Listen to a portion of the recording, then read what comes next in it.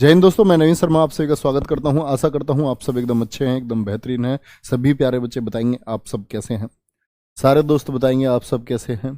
तो भैया पिछली क्लास में मैं आपको पढ़ा रहा था मराठा साम्राज्य के बारे में, जिसमें मैंने पढ़ाना शुरू किया आप था आपको छत्रपति शिवाजी महाराज के बारे में। और मैंने बताया था मराठों का उदय भी छत्रपति शिवाजी महाराज की वजह से ही हुआ। हमारे गौरव करने के लिए बात थी, मैंने सारी बातें आपको बताई। तो छत्रपति शिवाजी महाराज आगे बढ़ा रहे हैं उसी टॉपिक को। इनके द्वारा 2 टैक्स लगाए गए। एक था चौथकर। क्या था? चौथकर था। चौथकर में क्या होता था? 1/4 टैक्स लेते थे, 1/4 टैक्स। ठीक है। एक इनके द्वारा कर लगाया गया आपका सरदेशमुखी। बोलो सारे बच्चे एक बार, कौन कौन से टैक्स लगाए इन्होंने? सरदेशमुखी। सरदेशमुखी में क्या होता था? 1/10 टैक्स लिया जाता था। 1/10 टैक्स मतलब वहां क्षेत्र में जो उत्पादन हो रहा था उसका।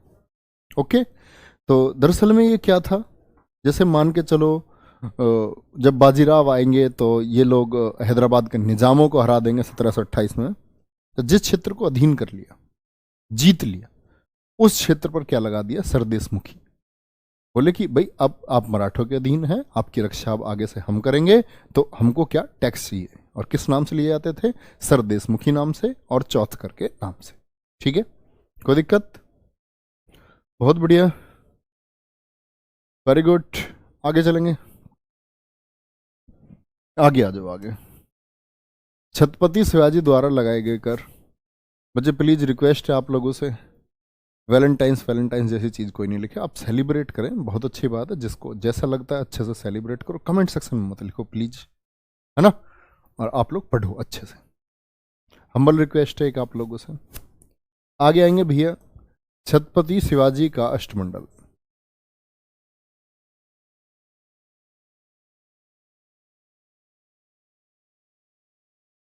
अष्टमंडल में इन्होंने क्या किया था? अष्टमंडल से बहुत क्वेश्चन पूछा जाता है, ध्यान से रखना इस बात को याद है, इंपॉर्टेंट चुनना इसको, महत्वपूर्ण।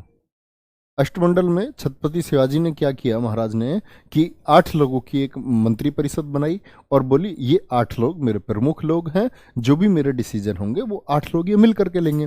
तो वो 8 पदों से क्या क्वेश्चन आता है? पहला आता है, अष्ट प्रधान का सबसे प्रमुख पद कौन सा था? बताओ सभी बच्चे, अष्ट प्रधान का सबसे प्रमुख पद कौन सा था? अष्ट मतलब 8 लोग है भैया। कितने लोग हैं? 8 लोग ये हैं। और 8 लोग कौन कौन से? पहला है इसमें पेशवा। पेशवा लिखना, सबसे प्रमुख पद था। सबसे प्रमुख पद, सबसे प्रमुख पद कौन सा था? वो हुआ करता था आपका, या प्रशा सकते हैं आप, सबसे प्रमुख पद यानी प्रशासन का ये चीफ था। एडमिनिस्ट्रेशन सब इसी के हाथ में था। प्रशासन का प्रमुख आप कह सकते हैं, प्रशासन का प्रमुख। ओके, चलो भाई, पेशवा। दूसरी बात करते हैं, दूसरा पद था इनका सरे नौबत। सर ए नौबत। और सरे नौबत कौन होता था? ये सेनापति होते थे, जो सेनापति का पद था। तीसरा पद था इनका मैमुआ पद।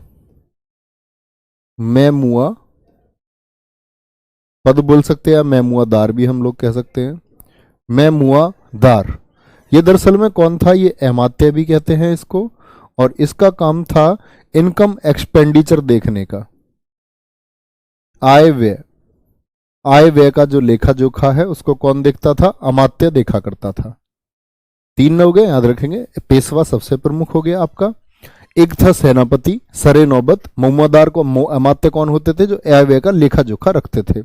एक था वाक्यान्वीस। क्या बोलोगे? एक था आपका वाक्यान्वीस।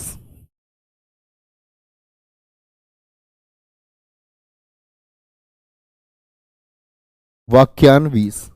और वाक्यान्वीस क्या करता था? ये गुप्तचर विभाग को संभालता था। क्या बोलोगे? गुप्तचर विभाग का प्रमुख था। लिख लेना, गुप्तचर विभाग। जो जासूसी वाले होते हैं ना गुप्तचर, उनको बोलते हैं स्पाई जो होते हैं। तो बाकी राज्य जो पड़ोसी राज्य होते थे उनकी देखरेख भी तो करनी पड़ती थी। एक था आपका सुरनवीस। सुरिनवीस। और सुरिनवीस कौन था? ये काम करता था पत्राचार का। किसका? पत्राचार का। चलो भाई, छठा पद था आपका दबीर का, दबीर जिसको ये लोग सुमंत भी बोलते थे, और इस पर इंपोर्टेंट मार्क करना, ये विदेश मंत्री था। कौन था? तो विदेश मंत्री का जो पद था वो अष्टमंडल में किसके पास था? वो था आपका दबीर, सुमंत के पास में।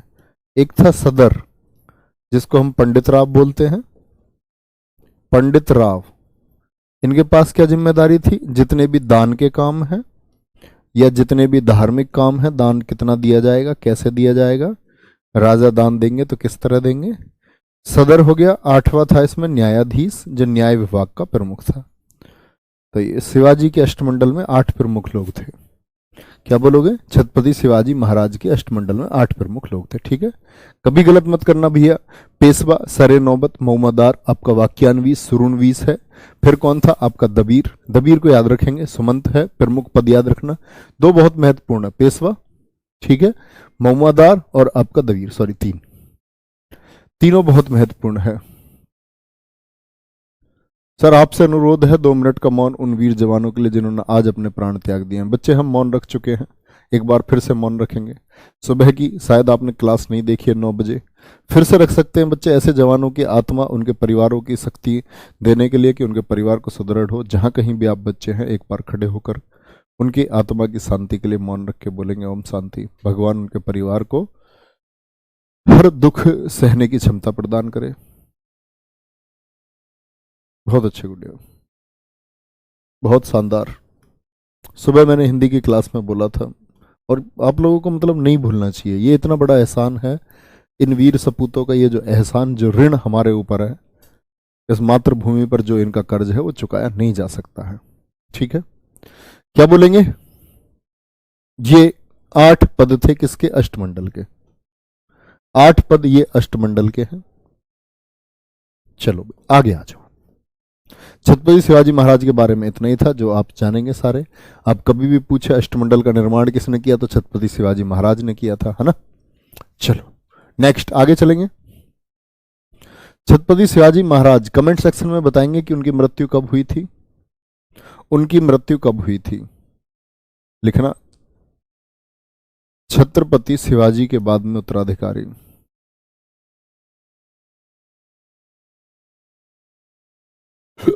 मैंने आपको बता भी दिया है कि बाद में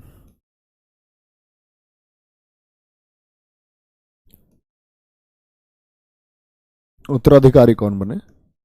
उत्तराधिकारी बनते हैं आपके संभाजी महाराज, संभाजी महाराज से।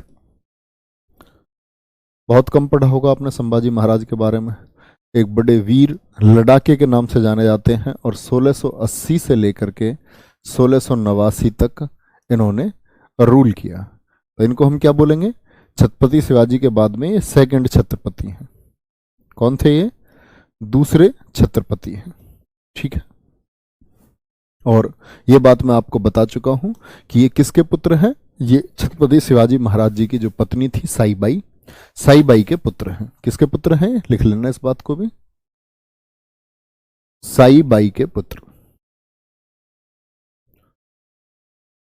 दरअसल में एक और पत्नी है छत्रपति शिवाजी की, मैंने जो आपको बताया था, सोयराबाई।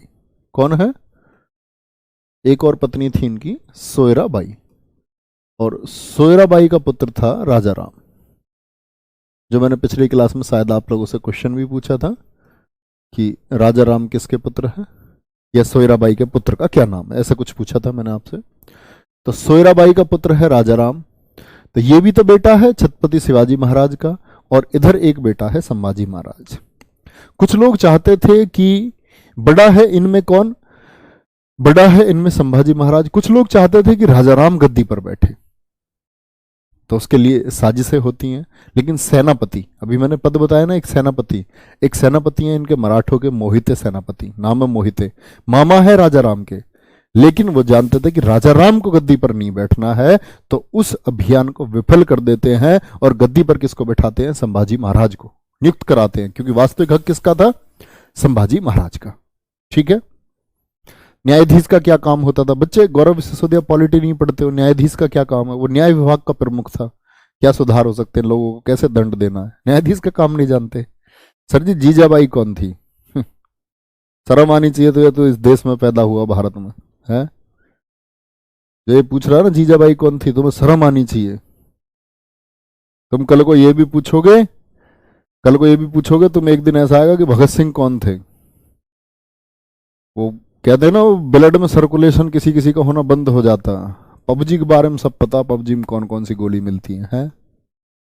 बस पगलू हो। तो दरअसल में गद्दी पर बैठाना चाहते थे कुछ साजिश करता राजा राम को, लेकिन साजिश फेल हो गई। गद्दी पर कौन आ गया? संभाजी महाराज। अपने सगे लोगों ने राजा राम का साथ नहीं दिया। ठीक है, वो लोग चिढ़ जाते हैं। राजा राम वो पत्र लिखते हैं औरंगजेब के बेटे अकबर के नाम पर। याद है, औरंगजेब के 4 बेटे थे, जिनमें से एक बेटा क्या बताया था मैंने? अकबर। अकबर को पत्र लिखा कि हमारी मदद करो और इस संभाजी को गद्दी पर बैठने से रोको। औरंगजेब जैसा चालाक, ऐसी उसका बेटा भी चालाक था। अकबर ने कहा यार ये तो संभाजी के तो असली वीर तो संभाजी है, राजाराम तो बड़ा कमजोर शासक रहा, आएगा आगे गद्दी पर। उसने जो पत्र उन्होंने लिखा वो पत्र भेज दिया संभाजी महाराज के पास में। ले जी, आपके अपनों ने लेटर लिखा, बुला रहे हैं हमको आपके खिलाफ। सारे सामंत तो कटवा दिया, जो मंत्री थे। राजाराम को छोड़ दिया, लेकिन सामंत तो कटवा दिया। जैसे एक सामंत का नाम आता है इतिहास में, आवजी। उस सामंत की समाधि बनवाई थी संभाजी महाराज ने खुद बाद में। क्यों बनवाई थी? क्योंकि उसको कटने के बाद में उसका क्षमा पत्र मिला था। उसने क्षमा पत्र लिखा था संभाजी महाराज को। बाबूजी भूल हो गई मुझे, मैंने अकबर को पत्र जो लिखा उसमें मैं शामिल था। तो कहने की बात यह है, ये संभाजी महाराज एक संघर्ष के बाद में गद्दी पर बैठे, जो पारिवारिक कलह था, और बाद में गद्दी पर आ जाते हैं। कब से कब तक रहे? 1680 से लेकर के 1689। यहां क्या हुआ? जो ये अकबर नाम में बार बार ले रहा हूं, अकबर को शरण दी थी इन्होंने 1689 में। अकबर को शरण दी। क्योंकि अकबर को शरण क्यों दी? क्योंकि अकबर ने अपने पिता औरंगजेब के खिलाफ क्या किया था? विद्रोह। इसीलिए औरंगजेब ने अभियान कर दिया दक्षिण में। दक्षिण के इस अभियान में इसने संभाजी महाराज को गिरफ्तार करवा लिया था। ध्यान से देखना क्या बोलेंगे। सॉरी, गिरफ्तार करवाया था। और इनके एक सलाहकार हैं, उनका नाम क्या है? सलाहकार। सलाहकार का नाम है कवि कलश। क्या नाम है? कवि कलश। आचार्य चाणक्य की भूमिका बताई जाती है। ठीक है, और फिर बात आती है, सॉरी, अब मेरी बात सुनना ध्यान से। 2 बातें हैं छोटी छोटी। कवि कलश किसके सलाहकार हैं? संभाजी महाराज के। ठीक है, संभाजी महाराज को आप कह सकते हो कि मेरे एक क्वेश्चन का जवाब देना होगा आप लोगों को। जब मैंने आपको बताया था कि छत्रपति शिवाजी महाराज को जयपुर भवन में कैद कर लिया था, वो वर्ष कौन सा था? वो वर्ष कौन सा था जब छत्रपति शिवाजी महाराज को जयपुर भवन में कैद कर लिया गया था? फटाफट से। तो जब वो जयपुर गए थे ना छत्रपति शिवाजी महाराज, उस समय जयपुर इनके साथ कौन गए थे? शिवाजी महाराज के साथ में संभाजी गए, पीछे बैठ के 1250 किलोमीटर घोड़े पर तुगलुक तुगलुक तुगलुक तुगलुक तुगलुक तुगलुक तुगलुक तुगलुक पहुंच गए घोड़े पर, छोटा सा बच्चा। और अब आप कहोगे जी 1666 में गए थे, तो ये 9 साल के थे। 1657 में जन्म हुआ है संभाजी महाराज का। 9 साल का बच्चा गया और शिवाजी उनको ट्रेनिंग दे रहे थे, बहुत जबरदस्त। वहां रहे, कैद हो गए थे शिवाजी। वहां संभाजी महाराज को भी कैद कर लिया गया था। जब शिवाजी फरार हुए तो मिठाई के टोकरों की मदद लेकर के, तो ये भी फरार हो गए। इनको आमेर भेज दिया था शिवाजी ने अपने मित्र के पास में कि तुम यहां जाकर के अपनी सैनिक क्षमताओं को विकसित करो, सैनिक क्षमताओं को अपनी को विकसित करो, है ना। तो क्या बोलोगे? अब ध्यान से आ जाओ। तो इनके बारे में और बातें आप क्या लिख सकते हैं? एक व्यक्ति का नाम याद रखना, गनोजी सिरके। गनोजी सिरके। एक इस गद्दार को याद रखना, गनोजी सिरके। ठीक है, ये दरअसल में है कौन? गनोजी सिरके। ये साला है, ये साला है। किसका साला था ये साला है आपका संभाजी महाराज का। लेकिन एक समय पर इसको, इन लोगों ने जब जागीर देने की बात हुई तो इन्होंने जागीर नहीं दी गनोजी सिरके को, तो गनोजी सिरके के खिलाफ चल रहा था। तो जब इनको पता चला गनोजी सिरके को कि संभाजी महाराज अकेले हैं इनके साथ, इनके बस एक जो प्रमुख व्यक्ति है वो गनोजी सिरके को पता चल गया कि इनके साथ में कवि कलश है सिर्फ, और नाम मात्र के कुछ सैनिक थे इनके साथ में। तो इन्होंने वहां सूचना भिजवाई कि ये सही वक्त है संभाजी महाराज को पकड़ने का, बदला लेने का, किसी ने अकबर को शरण क्यों दी थी। तो गुप्त तरीके से, तो इसीलिए इतिहास में एक कथन है कि गणोजी सिरके, क्या बोलेंगे, हमें तो गणोजी सिरके ने लूटा, हमें तो गणोजी सिरके ने लूटा, औरंगजेब में कहां दम था। कभी कभी हम लोग समझ लेते हैं छत्रपति शिवाजी महाराज एक बहुत बड़ी शक्ति थे, और समझना भी चाहिए, लेकिन हम गलती कहां करते हैं, हम समझते हैं संभाजी महाराज जो हैं वो एक छोटी मोटी शक्ति है। नहीं, बहुत विद्वान शासक थे। कहते हैं 13 वर्ष की उम्र में इन्होंने 13 भाषाओं को सीख लिया था। 13 भाषाओं को सीखने के अलावा इन्होंने 2 ग्रंथ भी लिखे, बुद्ध भूषण ग्रंथ, याद रखना इस बात को, बुद्ध भूषण ग्रंथ और नखशिख। बुद्ध भूषण ग्रंथ और नखशिख की रचना, नखशिख की रचना संभाजी महाराज ने की। लिखना, संभाजी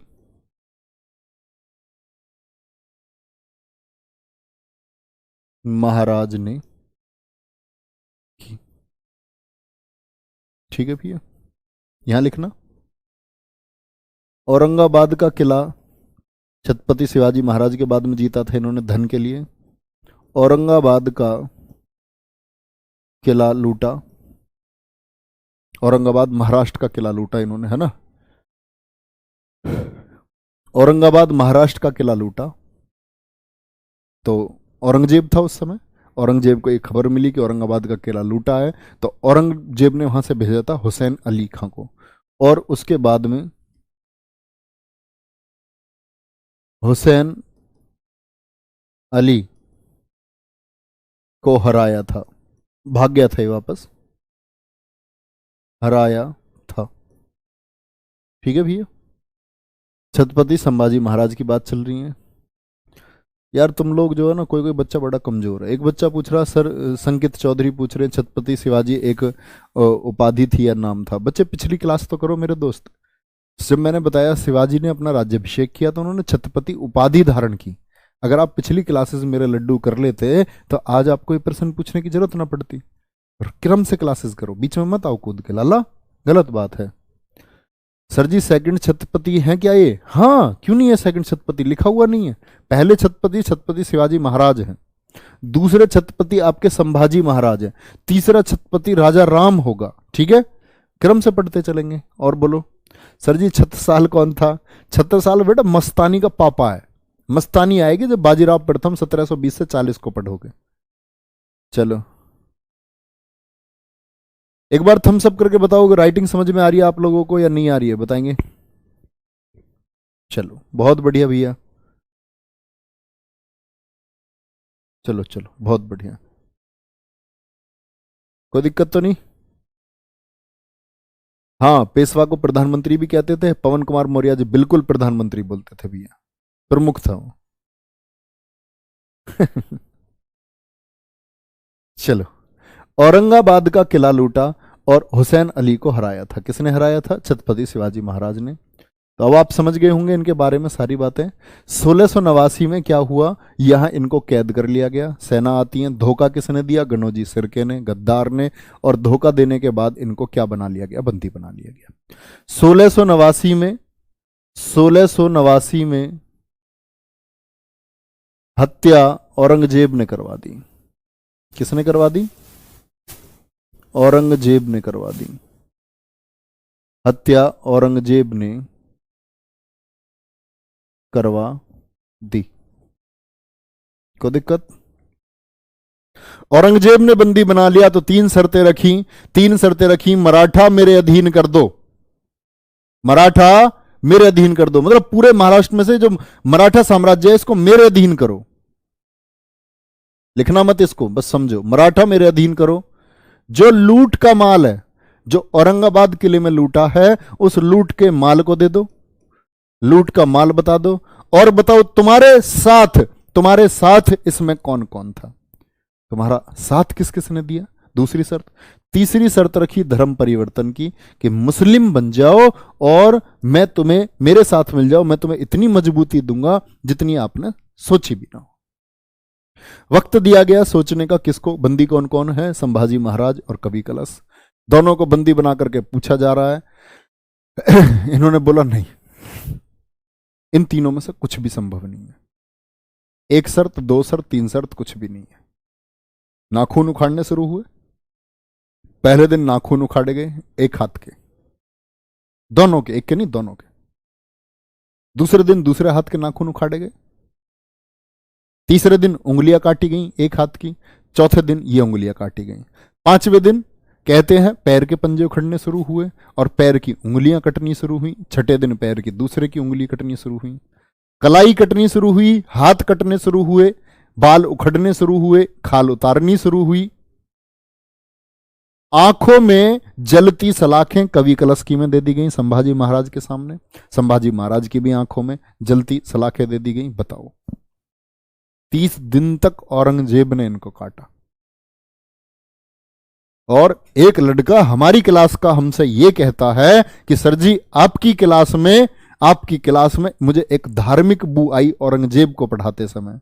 तो प्यारे बच्चे, अपने आप से सवाल कर लेना, क्या अकबर पढ़ाते समय भी एक बू मेरे अंदर से आई आप लोगों को? क्यों औरंगजेब की ही बुराई मैंने करी? क्योंकि दरअसल में अगर वो आज के समय में होता और आज के समय में ये अगर संविधान जैसी चीज ना होती और मेरे हाथ में तलवार होती, तो मैं अपना सौभाग्य समझता कि औरंगजेब की गर्दन में काट पाता। तो इतना अत्याचार किया धर्म परिवर्तन को लेकर के। धर्म एक स्वेच्छा की चीज है, आप इसे जबरन किसी से प्रत्यावर्तित नहीं करा सकते, आप किसी से परिवर्तित नहीं करा सकते हैं इसको कि भाई तुम इसे परिवर्तित कर लो। तो इतना अत्याचार संभाजी महाराज पर हुआ और ये भारत के लिए रोने की बात है। ऐसा एक वीर लड़ाका, एक छोटा सा बच्चा जो धार्मिक शास्त्रों को पढ़ करके शस्त्र में निपुण था, जिसने अपने, कहते हैं, अभियान के दौरान एक छोटे से बच्चे ने, जब वो 23 साल का था, औरंगजेब जब इससे टकराया, 23 साल तक के इसके सैन्य नेतृत्व में इसका एक भी नेतृत्व विफल नहीं था, सारे युद्ध इसने जीते। ऐसे बच्चे का दमन किया गया। किस लिए? क्योंकि उसका बेटा, और अपने बेटे गर्दन काटता भाई, अपने बेटे की गर्दन काटनी चाहिए थी। ठीक है, ये बात याद रख लेना। और गद्दार हमेशा कौन होता है? गद्दार हमेशा अपना ही होता है। गद्दार हमेशा भैया अपना ही होता है। ठीक है, तो 1680 से 1689 भूल मत जाना इस बात को। इसके बाद में है, यहां याद रख लेना, इनके बेटे का नाम है, बेटे का नाम, किसके बेटे का? संभाजी के बेटे का नाम है, ये है साहूजी। साहूजी औरंगजेब की कैद में रहे, औरंगजेब की कैद में रहे। और जब एक मुगल बादशाह आएगा, मैं आपको आगे बताऊंगा, मुअज्जम बहादुर शाह प्रथम जब आएगा, तो 1707 में जब औरंगजेब मरता है तो इनके बेटे को तब रिहा करेगा, साहूजी को। ठीक है लाल? बहुत बढ़िया, बहुत शानदार। आगे चलें भैया, अगले पर आते हैं। अगले कौन है? इनके बाद में जो गद्दी पर आए फिर राजा राम। भाई राजा राम को तो पहले ही बनाना चाह रहे थे ना। राजा राम आया 1689 से लेकर के और 1707 तक। थर्ड छत्रपति हैं भैया, थर्ड छत्रपति। तीसरे छत्रपति कौन हुए? ऐसे भी छत्रपतियों का क्रम भी पूछ लेता है भैया। राजा राम, ठीक है। राजा राम की माता कौन थी? अभी बताया था मैंने आपको, सोयराबाई। सोयराबाई। दो चीजें याद रखनी है। और इनकी पत्नी, एक पत्नी का क्या नाम है? ताराबाई। ताराबाई संघर्ष में थे ना, ये पहले गद्दी में बैठना चाह रहे थे संभाजी महाराज से पहले, लेकिन कहते हैं कि इन्हीं के सगे लोगों ने इनका साथ नहीं दिया और कौन बन गए थे? आपके छत्रपति बन गए थे संभाजी महाराज। लेकिन तीसरे छत्रपति राजा राम बन गए, ये बात याद रख लेना। और इनकी, और याद रख लेना, राजधानी जो बदली, राजधानी थी रायगढ़ अभी तक, राजधानी को सतारा बना लिया था किसने? कौन से छत्रपति थे जिन्होंने राजधानी परिवर्तन किया और इसको सतारा बना लिया? ठीक है, बाकी संघर्ष की कहानी मैं आपको बता चुका, किस तरह इन्होंने चाल चली संभाजी महाराज के खिलाफ में। कोई बड़ा इंपैक्ट नहीं है शासन का, कोई ऐसी उपलब्धि नहीं है कि आप लोग कुछ पढ़ें या जरूरत हो। तो 1689 से 1707 तक तीसरे छत्रपति हैं। कौन है तीसरे छत्रपति? चलो भाई, अब बात करेंगे चौथे छत्रपति कौन है। चौथे छत्रपति कौन थे? चौथे छत्रपति थे आपके शिवाजी द्वितीय। कौन है? बेटे हैं राजा राम के, शिवाजी सेकंड। राजा राम कौन है? भूल मत जाना, ये छत्रपति शिवाजी के पुत्र है, संभाजी महाराज के सौतेले भाई थे। शिवाजी द्वितीय चौथे छत्रपति। ये अगर बात करता हूं कब से कब तक, सॉरी मैंने एक गलत डेट लिख दी थी ऊपर, 1700 नहीं है भाई, 1700 बोला, 1700 था मैंने, लिख 1707 दिया। यहां बात करेंगे 1707, 1700 से लेकर के 1707 तक। ये छोटा सा बच्चा है। राजा राम की मौत हो गई सन 1700 में। राजा राम की मौत हो गई तो एक छोटा सा बच्चा, ये 4 वर्ष का बच्चा गद्दी पर, सिंहासन पर छत्रपति बना करके बैठा दिया गया। इस बच्चे की माता कौन है? ताराबाई। भाई पिता राजा राम, माता ताराबाई। इसकी संरक्षिका कौन बनी थी? संरक्षिका कौन बनी? और जब आप अंग्रेजों के बारे में पढ़ोगे ना, संरक्षिका कौन बनी? वो बनी ताराबाई। तो मैं बताऊंगा ये ताराबाई मराठा साम्राज्य में एक वीरांगना तो कहलाई है, लेकिन बहुत सारे कलह भी इनकी वजह से हुए। मराठों का संघर्ष इनकी वजह से हुआ क्योंकि इनके अंदर एक लालच था कि ये अपने बच्चों को आगे पहुंचाना चाह रही थी। ठीक है, क्या बोलोगे? शिवाजी द्वितीय 4 वर्ष का गद्दी पर बैठा। संरक्षिका कौन बनी? ताराबाई बनी। अब यहां बहुत सारे प्रश्न पूछे जाते हैं। जैसे एक प्रश्न पूछा जाएगा, औरंगजेब की मौत आप सब जानते हो भाई, औरंगजेब की मौत कब हुई है? 1707 में। तो औरंगजेब की मौत, तो एक प्रश्न पूछा गया है कि औरंगजेब की मौत के समय मराठा साम्राज्य किसके अधीन था? मराठा साम्राज्य ताराबाई के अधीन था, क्योंकि वो तो छोटा बच्चा है। ताराबाई के अधीन था। किसके अधीन था? ताराबाई के अधीन था 1707 में। ये बात याद रखेंगे। इसके बाद में क्या हुआ दरअसल में? क्या शिवाजी द्वितीय वास्तव में अधिकार था इसका गद्दी पर बैठने का? आप बताओ जरा, मैंने इतनी बात आपको बताई है, मुझे एक बात बताओ, संभाजी महाराज के बाद में अधिकार किसका था? जब आप लोग इस चीज का आंसर दे देंगे तब आगे पढ़ेंगे। बताओ फटाफट से।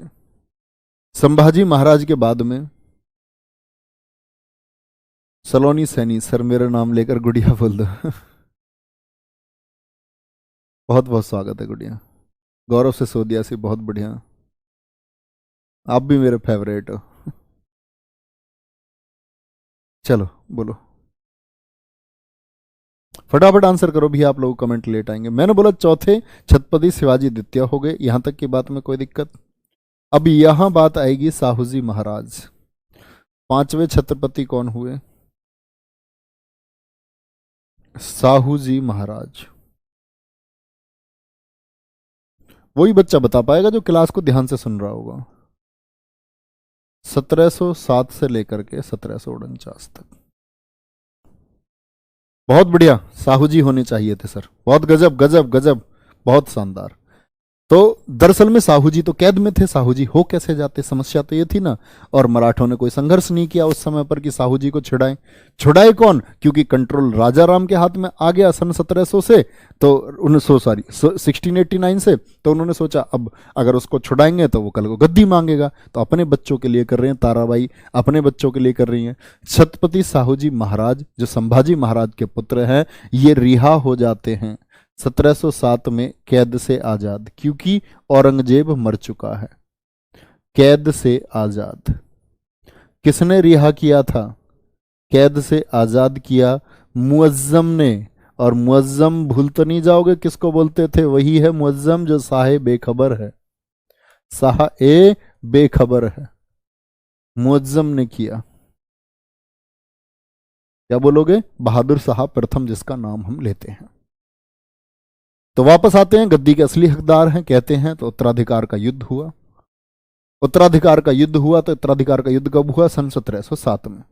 कब हुआ? 1707 में उत्तराधिकार का युद्ध हुआ। वो कहती थी नहीं, शिवाजी द्वितीय ही रहेंगे। उत्तराधिकार का युद्ध होता है। उत्तराधिकार के युद्ध में कौन कौन हो गए भैया? तो सीधी सी बात है, उस समय ताराबाई से संघर्ष हुआ होगा, साहू जी वर्सेस ताराबाई। लेकिन यहां एक शक्ति बनकर के उभरते हैं और इस युद्ध में साहू जी के साथ दिया था बालाजी विश्वनाथ ने, जिनका प्रभाव उस समय दक्षिण में बहुत बढ़ रहा था।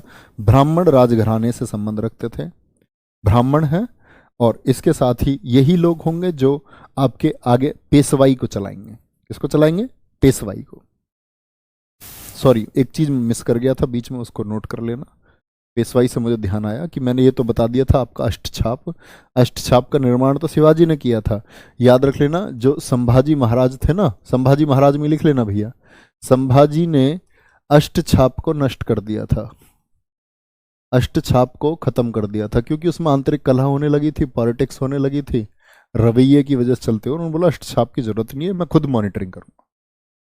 ठीक है, खुद मॉनिटरिंग हम करेंगे और खुद ही देखेंगे। तो बालाजी विश्वनाथ ने उत्तराधिकार के युद्ध में किसका सहयोग दिया था? या आप बोल सकते हैं कि साहूजी महाराज ने जो वापस मराठा साम्राज्य में जो छत्रपति ये बन पाए, किसकी मदद से बन पाए? तो इनका साथ दिया बालाजी विश्वनाथ ने। ठीक है, और यहीं से हम पढ़ते हैं बालाजी विश्वनाथ के बारे में। और बालाजी विश्वनाथ 1713 में पेशवा बने थे। पेशवा पद फिर से आ गया, पेशवा बने और प्रमुख व्यक्ति बना लिया। किसके द्वारा बनाया गया है? याद रखना, बनाया किसने है इनको? साहू जी ने ही बनाया है। साहू जी कब तक है? 49 तक है। हारी कौन है? ताराबाई। लेकिन ताराबाई बड़ी चालाक है, ताराबाई बड़ी चालाक है। ताराबाई देखना, ताराबाई का बेटा तो गद्दी पर नहीं रहा शिवाजी आदित्य, लेकिन उसका बेटा है एक 1749 में, यहां छोटी सी बात याद रख लेना, 1749 में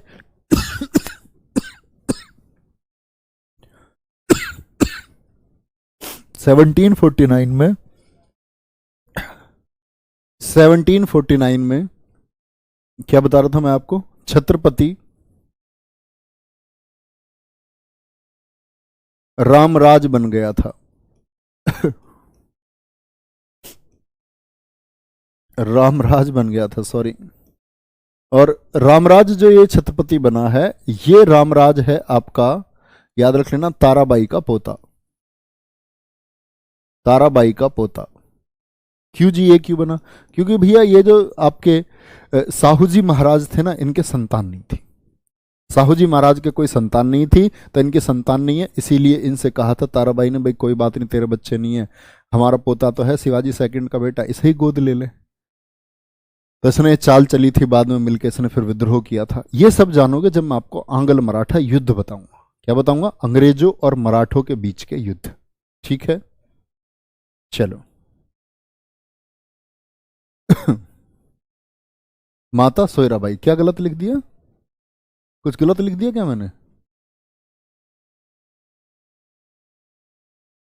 क्या गलत लिख दिया बताओ? मैंने लिखा राजा राम की माता सोयराबाई थी। क्या दिखा ना फिर से? शिवम कुमार कह रहे हैं गलत लिख दिया गुरुजी आपने, माता सोयराबाई थी ना कि ताराबाई। अब भैया मैंने माता ही तो लिख रखी है यार। अबे यार, बेटा दूध का काम करेगा तो पक्का देख लेना, दूध का काम करेगा कुछ दिन बाद। क्या बोलोगे? 1713 में पेशवा बने, प्रमुख पद बन गया पेशवा। और बालाजी विश्वनाथ जो 1713 में पेशवा बनते हैं, और कब से कब तक रहे ये? 1713 से 20 तक। अब आप लोग ऐसा मत समझ लेना कि जी ये कहां गए फिर। उनका पद है राजा का पद, राजा का पद है ना। और राजा जैसे कि चंद्रगुप्त मौर्य राजा थे, प्रधानमंत्री कौन थे? कौटिल्य। ऐसे ही जो साहू जी महाराज 1749 तक एक राजा की भूमिका में है ना। और ये लोग पेशवा क्या है? प्रधानमंत्री की भूमिका में या आचार्य चाणक्य की भूमिका में है। ठीक है, और बालाजी विश्वनाथ ने क्या किया? ने पेशवा पद को वंशानुगत कर दिया। पेशवा पद को वंशानुगत कर दिया। वंशानुगत क्या होता है जी? मतलब पेशवा का बेटा ही पेशवा बनेगा, पेशवा का जो बच्चा होगा वो पेशवा बनेगा। वंशानुगत कर दिया। यहां तक की बात में किसी को कोई दिक्कत भी है? होनी भी नहीं चाहिए। और इसके बाद में अगर बात आती है तो बालाजी विश्वनाथ ने बोला कि पुत्र ही पेशवा बनेगा, वंशानुगत है तो इनका पुत्र पेशवा बना होगा। तो इनके बाद में जो पेशवा बना, तो ये पहले पेशवा हैं, ये बात याद रख लेना। ये कौन है? ये पहले पेशवा हो गए। अब कौन आएगा? सेकंड पेशवा। और सेकंड पेशवा कौन बने थे? सेकंड पेशवा बने थे आपके बाजीराव प्रथम, इन्हीं के पुत्र हैं। और ये वो ब्राह्मण शासक कहलाते हैं। कहते हैं कि सेनापतियों की अगर बात करते हैं, राजा तो बहुत है जिन्होंने युद्ध नहीं हारे अपने, समुद्रगुप्त से लेकर के हम बहुत सारे राजाओं का नाम लेते हैं, लेकिन सेनापतियों का जब नाम आता है तो ये राजा नहीं है। ये क्या है? ये नेतृत्व कर रहे हैं प्रधानमंत्री पद पर, पेशवा पद पर, संचालन कर रहे हैं सेनाओं का। कोई भी युद्ध नहीं हारे, 41 लड़ाइयां लड़ी हैं, 41 के 41 युद्ध जीते बाजीराव प्रथम ने। कब से कब तक हैं? 1720 से 40 तक। 1720 से लेकर के 40 तक। अच्छा, मस्तानी इन्हीं की पत्नी है, तो इनकी एक पत्नी और थी जो आपने मूवी देखी हो अगर, बाजीराव मस्तानी। चीते की चाल बाज की नगर, बाज की नजर, सॉरी मेरी जुबान भी ततला गई, तबीयत खराब है। चीते की चाल बाज की नजर, और क्या था फिर? क्या भी नवीन तुझे पता है? और बाजीराव की तलवार पर संदेह नहीं करते, तो वो बाजीराव है।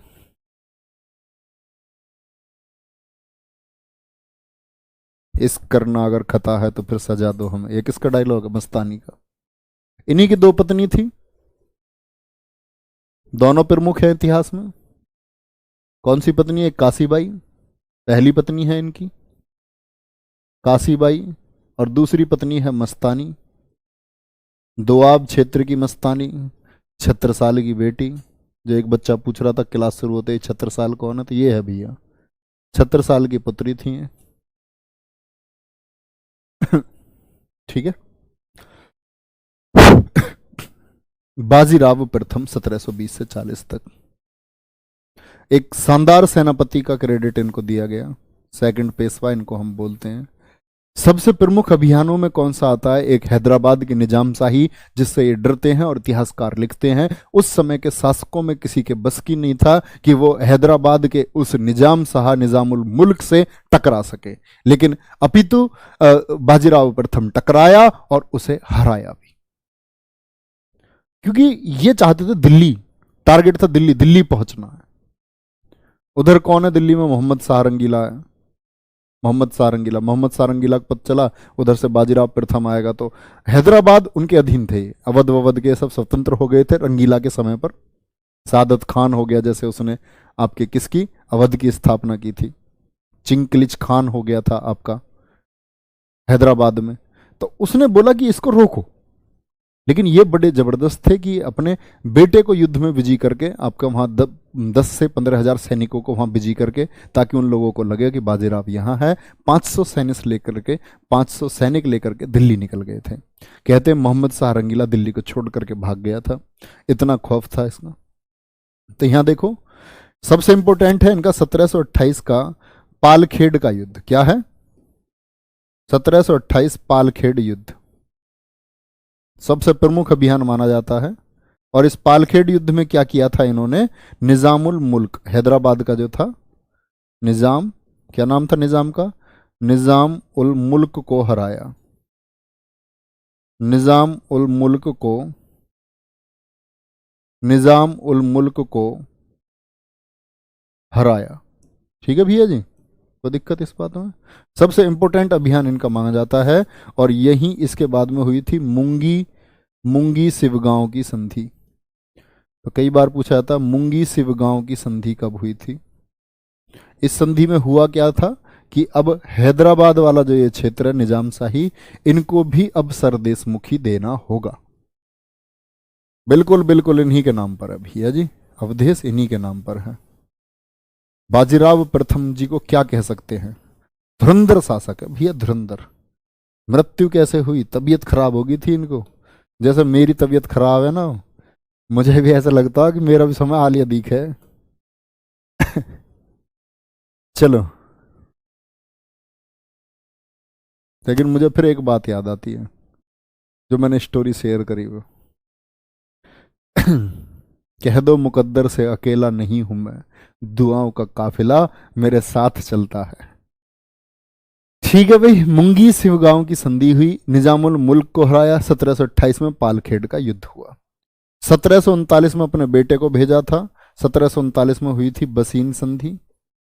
बसीन संधि, बसीन संधि किससे की थी इन्होंने? पुर्तगालियों से। लिखना, पुर्तगालियों को हराया था। पुर्तगालियों को हराया था। पुर्तगालियों को हराया था। अरे देख लेना भैया, ये बाजीराव मस्तानी। गुरुजी प्लीज ऐसा मत बोलो। अरे नहीं यार, मैं मजाक ही तो कर रहा हूँ, ऐसा नहीं बोल रहा हूँ। मजाक ही तो कर रहा हूँ, ऐसा थोड़ी है यार। ऐसी बात क्यों करते हो? चलो, वो नहीं कहते जाको राखे साइया, मार सके ना कोई। 1728 में पालखेड़ का युद्ध हुआ। 1739 बसीन की संधि हुई। पुर्तगालियों को इन्होंने हरा दिया। यहां तक कोई दिक्कत? इसके बाद में 1740 में जो तीसरे पेशवा बनते हैं भैया, थर्ड पेशवा लिखना। तीसरे पेशवा कौन? अरे सब ऐसे ही लिखोगे अब इकट्ठे। तीसरे पेशवा कौन बने? बालाजी बाजीराव। बालाजी बाजीराव। वो मोहम्मद शाह रंगीला भी नोट कर लेना भैया, कभी लिखो ना। ये है 1740 से लेकर के 1761। ठीक है भैया, बहुत बढ़िया। सर जी आप जल्दी ठीक हो जाओगे। हो जाऊंगा भैया, हो जाऊंगा। तीसरे पेशवा कौन है? ये है बालाजी बाजीराव। बालाजी बाजीराव 1740 से 61 तक। ठीक है। और सब ये मैं वो बोल रहा था आपसे, क्या नहीं भूलना है आप लोगों को कि जो बाजीराव प्रथम है उन्होंने 1737 में दिल्ली अभियान किया था। दिल्ली अभियान किया था। और दिल्ली अभियान में कौन था वहां? मोहम्मद शाह रंगीला, MSR। मोहम्मद शाह रंगीला भाग गया था, छोड़ छाड़ गए। छोड़ छाड़ के अपने सलीम की गली, अनारकली डिस्को चली। लिख चुके भैया इतना? इसके बाद में कौन बनते हैं पेशवा? बाजीराव प्रथम जी के बाद में पेशवा बने आपके बालाजी बाजीराव। ठीक है, विश्वनाथ पहले थे, ये बालाजी बाजीराव हैं। 1740 से 61 तक रहे। बड़े दूरगामी सोच वाले थे भैया। और फिर क्या किया जाता है, ध्यान से देखना। इन्हीं को किसके नाम से जानेंगे हम? नाना साहेब के नाम से जानेंगे। किस नाम से? नाना साहेब से। हाँ गुड़िया ऐसे लिख लो, कोई बात नहीं। मोनिका सांगवान ऐसे लिख लो। उर्दू है बेटा वो, उसे हिंदी मत समझो, उसमें वर्तनी मत देखो। उर्दू है वो, उर्दू की वर्तनी नहीं होती है, सब भाषाओं की वर्तनी होती है। बालाजी बाजीराव। क्या बोल रहा था मैं आपको, सॉरी। तीसरे पेशवा बालाजी बाजीराव। बालाजी बाजीराव 1740 से 1761 तक। Nana Sahib, sorry sorry sorry sorry, really sorry. तो मैं क्या कह रहा था, बालाजी बाजीराव आ जाते हैं आपके। और बालाजी बाजीराव, नाना साहेब नहीं, नाना साहेब बाद में आएंगे। बालाजी बाजीराव के पुत्र, ये बताना चाह रहा था मैं आपको। इनके पुत्र और के चचेरे भाई, के चचेरे भाई, ये आपको पता होना चाहिए। सारे क्वेश्चन मैं आपसे बाद में पूछूंगा, क्योंकि जब मराठा आंग्ल मराठा हम समझेंगे तो पुत्र कौन है। कि चचेरे भाई थे इसमें सदाशिव राव भाव। सदाशिव राव भाव, ये दो लोग जान लो। इनके पुत्र का नाम क्या है? विश्वास राव। विश्वास राव। एक साल बाद जब ये पेशवा बने तो 1741 में जन्म हुआ था विश्वास राव का। और इनके भाई हैं रघुजी, रघुनाथ राव। रघुनाथ राव। ठीक है भैया, ये क्यों समझा रहा हूं मैं, इनका फैमिली ट्री क्यों बता रहा हूं? तो इनका फैमिली ट्री समझना। गौरव जी जरूर जरूर भैया जरूर आना। यहां समझो इनका फैमिली ट्री मैं क्यों समझाना चाह रहा हूं, क्योंकि 1761 में हुआ है आपका भैया पानीपत का तीसरा युद्ध। आप पहले मुझे पानीपत प्रथम, पानीपत दूसरा, दोनों चीजें दिमाग में लेकर के आओ। क्या क्यों हुए थे, उनके बीच की स्थिति क्या है। ठीक है, बहुत बढ़िया। क्या बोलोगे? तीसरे पेशवा के बाद में, बालाजी बाजीराव के बाद में भैया क्या बोला मैंने, यहां हमको पढ़ना है तीसरा तृतीय पानीपत युद्ध। पहले दो पानीपत युद्ध जानते हो, तीसरा पानीपत युद्ध क्यों हुआ? आप कहेंगे जी मराठों के बारे में इतना ही है क्या? नहीं, आंग्ल मराठा युद्ध है वो। अंग्रेज जब आप जान जाओगे, अंग्रेजों की नीति आप जान जाओगे, तब जानोगे उस बात को। तीसरे आंग्ल पानीपत युद्ध में कौन कौन है पहले जान लो। इधर तो है मराठा साम्राज्य, एक तरफ तो मराठे हैं, मराठा साम्राज्य, और मराठा साम्राज्य के विरोध में कौन है आपका, इधर है आपके भैया, इधर है आपका अहमद शाह अब्दाली। लुटेरा था, दिल्ली कई बार, इसने 8 बार दिल्ली लूट चुका था, 8वीं बार भारत आया ये। कौन सी बार भारत आया था तृतीय पानीपत युद्ध में, बोलो सब? 8वीं बार आया था इंडिया में। ये कहां से है अहमद शाह अब्दाली? समझना, अहमद शाह अब्दाली था अफगानिस्तान, ईरान से। और जो नादिर शाह था ना, नादिर शाह, याद है नादिर शाह कब आया था भारत? मोहम्मद शाह रंगीला के टाइम में, 1739 में। नादिर शाह, नादिर शाह दरअसल में, इस नादिर शाह की 1748 में मौत हो गई थी, जो मैंने बताया था ईरान का नेपोलियन था। इसी नादिर शाह का सैनिक कमांडर था अहमद शाह अब्दाली, और सैनिक कमांडिंग के जरिए उभर रहा था। तो नादिर शाह की मौत के बाद में ताकत किसके पास आ गई? उधर ईरान वाले, अफगानिस्तान वाले क्षेत्र की अहमद शाह अब्दाली के पास में। इधर मराठे बड़े पावरफुल थे, मराठे अपनी सीमाओं को बढ़ा रहे थे नौसेना की मदद से। मराठों ने अफगानिस्तान तक कूच कर दिया, ऐसा कूच किया कि अहमद शाह अब्दाली के बेटे को जान बचा के भागना पड़ा। अहमद शाह अब्दाली अपने बेटे के भागने से बड़ा मजबूर हुआ था। इन्हें अपने बेटों का बड़ा दुख था, हिंदुस्तान के इन सपूतों से बड़े दुखी होते थे। इनके बेटे नाचार, नाकामयाब थे, डरपोक थे। इन्होंने मौका परस्ती देख करके लोगों की पीठ में छुरा घोंपा। भारतीय वीरों से चिढ़ते थे, जैसे औरंगजेब संभाजी महाराज को जब काट दिया उंगली उंगली, औरंगजेब क्या कहता है, अगर मेरे 4 बेटों में से एक भी बेटा संभाजी महाराज जैसा होता ना, 4 में से एक भी संभाजी महाराज के जैसा होता, तो मैं मुगल साम्राज्य को पूरे एशिया तक स्थापित कर देता। तो ऐसे ही ये अहमद शाह अब्दाली, अपने बेटे का बड़ा दुख हुआ हारने का। किसने भगाया जी? मराठों ने।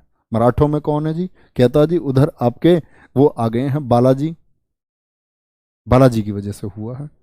बोले भी कूच करेंगे दिल्ली के लिए। तो ये मराठों के खिलाफ संघर्ष था इनका। और ये महाराष्ट्र जो गाली देता है ना, महाराष्ट्र, उत्तर के लोगों को गाली क्यों मिलती महाराष्ट्र में, कहां से वो प्रथा चली? उन मराठों का कहना है कि हम 1500-2000 किलोमीटर महाराष्ट्र चल करके यहां पानीपत के मैदान में आए और उत्तर की कोई शक्ति नहीं आई। फोन करा, हाँ जी चौधरी साहब कहां हो? लड़ाई सी हो गई है पानीपत में, बाहर से आ रहा है अहमद शाह अब्दाली। फोन काट के स्विच ऑफ, अपने मजे में। सब अपने अपने दंभ के लिए मजबूत है कि हम ये, हम वो। एक व्यक्ति बताऊंगा, सिर्फ एक व्यक्ति, और गर्व करना जब उस व्यक्ति का नाम लो। छाती पर हाथ मार के एक बार कहना कि हाँ, भारत माता ने सच में सपूतों को जन्म दिया है। ऐसे सपूत उस समय की स्थिति में पैदा हुए। आपके कौन? राणा सूरजमल, सूरजमल जाट, जाटों के प्लेटो जिनको कहा जाता है। तो सुनो क्या बात है, परीक्षा के लिए क्या जरूरी है। अहमद शाह अब्दाली, ठीक है भैया, यहां तक की बात में कोई दिक्कत? अहमद शाह अब्दाली के साथ कौन कौन है? इधर इसने एक तो अपने साथ मिला रखा है नजीब खां को। नजीब खां, ये नजीब खां कहां से है? रुहेलखंड से। उत्तर प्रदेश में जो रुहेलखंड है, रोहिल्ला बोलते हैं उसको, रुहेलखंड। और साथ में एक मिला लिया आपका सुजाउद्दौला। ये तो मिला हुआ ही रहेगा, तुम ये नाम बार बार आएगा तुम्हारे सामने, सुजाउद्दौला। तो याद रख लेना, ये कौन है? अवध का नवाब है। कौन था ये? अवध का नवाब था। अब दरअसल में अहमद शाह अब्दाली, मैंने बोला 8वीं बार दिल्ली आया था। इससे पहले ये 1757 में भी दिल्ली को लूट करके चला गया था। लास्ट ही दिल्ली खाली खोखली पड़ी थी, दिल्ली में कुछ भी नहीं था। तो यहां समझे एक बार ध्यान से, यहां से आता है, किधर चल रहा है, घूम करके खैबर दर्रे से होके हुए यहां डेरा बनाता है अपना। यही बात यहां साउथ में बैठे हुए पूना हेडक्वार्टर है महाराष्ट्र में, किसका, मराठों का। उनको पता चलता है कि इधर दिल्ली की गद्दी के लिए इधर से चल के आ रहे हैं आपके, और उसके साथ में इस अवध के नवाब, रुहेलखंड के सब लोग इससे मिल रहे हैं। मराठों ने बोला बिन नहीं, ऐसा थोड़ी दिल्ली जान देंगे, चल दिए मराठे इधर से, मराठे इधर से चल रहे हैं। मराठों का ये इतिहास था कि पिछले लगभग 35-40 वर्ष जो थे इसमें मराठे कोई युद्ध हारे ही नहीं थे, तो बड़े कॉन्फिडेंस में थे कि हम किसी युद्ध को हार ही नहीं सकते। सब चल रहे हैं, 1 लाख की सेना लेकर के मराठे चले, 1 लाख लोग जा रहे हैं, और 1 लाख लोग जाते जाते 5 लाख लोग हो गए। कितने लोग? 5 लाख लोग। क्योंकि उत्तर भारत में मंदिर बहुत हैं, और इन लोगों के अंदर ये हुआ कि भाई युद्ध जा रहे हैं, मजे लेंगे, अरे चलो चलो हो रही है, सब चल रहे हैं, सब चल दिए, ठीक है। 5 लाख लोग हैं। तो दरअसल में ये बड़ा चालू है, अहमद साहबदाली वीर भी है, यहां आकर के पहुंच गया पानीपत के मैदान में, इधर ये डट रही है सेना, यहां आकर के, अरे 5 लाख लोग, उसको पता चल गया बड़े हैं, उसने युद्ध को होल्ड पे रख लिया, कुछ टाइम बाद लड़ेंगे, थोड़े से टाइम पे। उसे पता ही 5 लाख लोग हैं, इनके सामने खाने की समस्या आएगी, अब ये लोग डेरा डाल के बैठे हुए हैं, कुछ समय में खाने की समस्या आने लगी। अब मराठे खुद ही ऐसे सोच रहे हैं कि इसको मारो अहमद साहबदाली को और उल्टे चलो। युद्ध की स्थिति इतनी खतरनाक है कि ये पहुंच जाते हैं पानीपत के मैदान में। दिन रखा जाता है आपका कब का? 14 जनवरी मकर संक्रांति का, और 14 जनवरी 1761 का। कब हुआ पानीपत का तीसरा युद्ध? 14 जनवरी 1761 को। जो ये सेना यहां जाकर के डेरा डाल लेती है, यहां बीच में से खाने की सप्लाई कट कर देता है कौन? अहमद साहबदाली। जो खाना जा रहा था ये सप्लाई कट, यहां से बीच में से सप्लाई बंद, तो उधर सेना में त्राही त्राही है। बीच युद्ध में जब युद्ध चलता है, कहते हैं कि 1 लाख लोग लड़े, और फर्स्ट वर्ल्ड वॉर और सेकंड वर्ल्ड वॉर के अलावा अगर मैं बात करूं तो दुनिया का तीसरा सबसे बड़ा युद्ध है ये, लोगों के मारे जाने की संख्या में। एक दिन में इसमें 1.5 लाख लोग उस समय पर मारे गए 1761 में। बहुत बड़ा आंकड़ा है अपने आप में, 1.5 लाख लोग मारे जाते हैं, है ना। जिसमें कि कुछ लोग कहते हैं 1 लाख मारे गए, लेकिन उनकी वास्तविक संख्या इतिहासकार कौन बताते हैं? काशीराज पंडित जैसे लोगों ने जब इतिहासकारों को बताया, काशीराज पंडित वो व्यक्ति है जिसने अपनी आंखों से देखा था इस तृतीय विश्व युद्ध को। 1.5 लाख लोग मारे गए भैया, त्राही त्राही मच गई, खाने की सप्लाई खत्म, पब्लिक परेशान हो गई, और युद्ध को जिस दोपहर तक जिस युद्ध को जीत रहे थे मराठे, उसको शाम तक हार जाते हैं। क्यों? क्योंकि देखना इधर से, मराठों की तरफ से कौन कौन थे युद्ध में? अभी ऊपर नाम बताए ना मैंने, सदाशिव राव। अब आपके मन में एक प्रश्न आ रहा होगा, भैया जी ये तो जब युद्ध को हारे नहीं तो इसको कैसे हार गए? दरअसल में भैया इनके युद्धों को जो संचालित करता था ना सबको, इनका कमांडर था सबसे मजबूत रघुनाथ राव, जो भाई थे।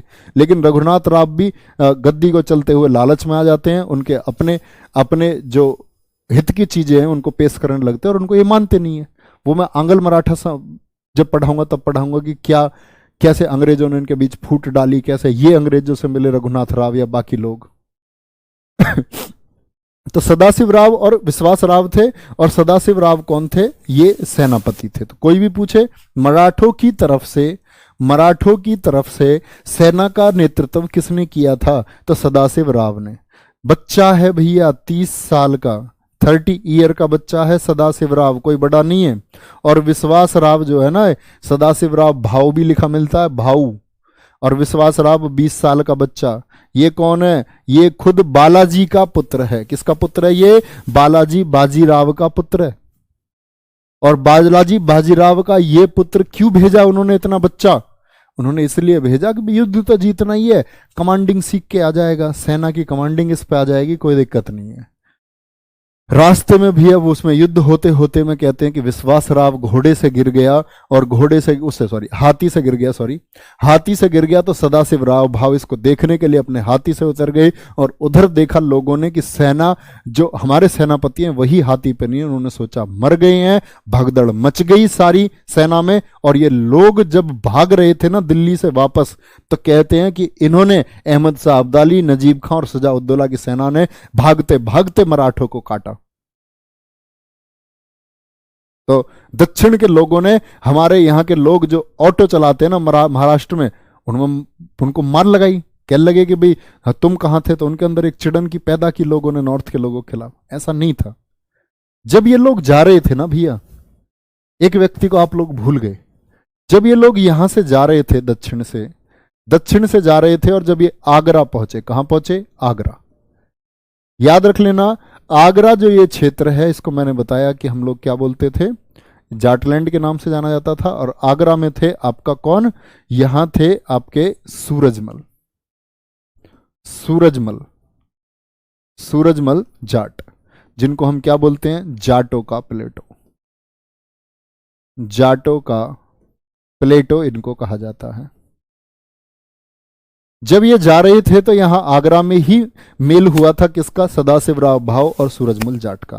कहते हैं इन दोनों के बीच में एक विभेद था। जब ये आगरा पहुंचे तो इन्होंने कहा था सूरजमल से, इन्होंने बोला था, सूरजमल जी अब तो हिंदुओं का राज है, मराठे हैं, आप हैं, ये मस्जिद क्यों खड़ी हुई है? तो सूरजमल ने एक जवाब दिया था कि मस्जिद इसलिए खड़ी हुई है क्योंकि मैं भविष्य में सम्राट होने का जिम्मेदार बिल्कुल भी नहीं हूं, कोई नहीं है। कल ही आएंगे, कल ये हिंदू तोड़ेंगे, मस्जिदें फिर बन जाएंगी।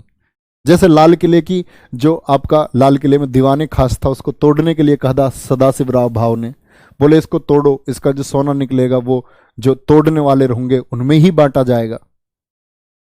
सूरजमल ने कहा नहीं जी, मत तोड़ो, सोने की जगह 5 लाख मैं दे देता हूं, मजदूरों में दे दो, ऐसी मत तोड़ो। क्यों तोड़ने के लिए मना नहीं कर रहे थे? वो कह रहे थे राष्ट्र धरोहर है, इसको तो नादिर शाह ने भी नहीं तोड़वाया, नादिर शाह ने भी छोड़ दिया, तो आप भी छोड़ दो इसको। तो कहने की बात है, दोनों में अनबन थी थोड़ी सी। तो ये जब पहुंचे सदाशिवराव भाव, तो सूरजमल ने कहा था कि हम आपके साथ चलते हैं, हम आपकी मदद करते हैं। लेकिन क्या हुआ कि इन्होंने बोला कि हमें आपकी जरूरत बिल्कुल भी नहीं है, आप अगर चाहें तो जा करके अहमद शाह अब्दाली की सेना में शामिल हो सकते हैं। तो कहते हैं मराठों का ये घमंड मराठों के युद्ध हारने का कारण रहा और मराठा शक्ति के पतन का सबसे बड़ा कारण रहा।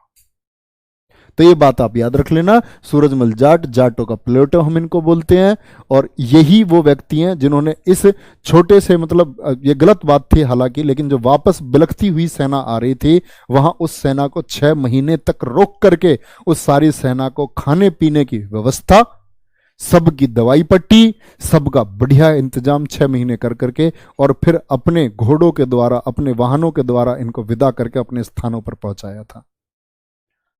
तो ये भारत माता के वो सपूत हैं जो हमें नहीं भूलने चाहिए बच्चे। इतिहास 2-4 नंबर की बात नहीं है, बात 2-4 क्वेश्चन की नहीं है, बात है कि वो अनछुए पहलू जिनके बारे में हम नहीं जान पाते हैं, भारत माता के वे गौरव जिनके बारे में हम नहीं जान पाते, हम उनके बारे में जानने के लिए पढ़ रहे हैं। ठीक है। परीक्षा का प्रश्न मैंने पहले भी बोला है, मैं परीक्षा का प्रश्न आपसे 4 दिन की क्लास लेकर के बनवा सकता हूं, कोई दिक्कत नहीं है। ठीक है। तो बहुत बहुत ध्यान रखो अपना। बाय बाय, जय हिंद, जय भारत।